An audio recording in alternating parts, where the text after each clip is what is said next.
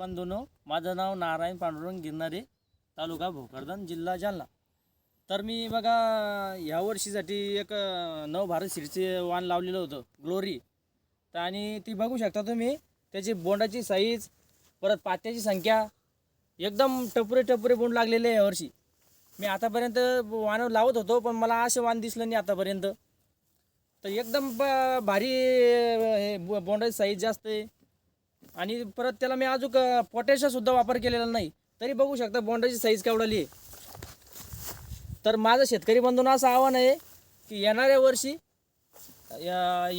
तुम्ही ग्लोरी हे वाण लावा. तर शेतकरी बंधूंनो, तुम्ही बघू शकता या बोंडाची साईज बघा कशी, एकदम असे टपुरे टपुरे बोंड आहे.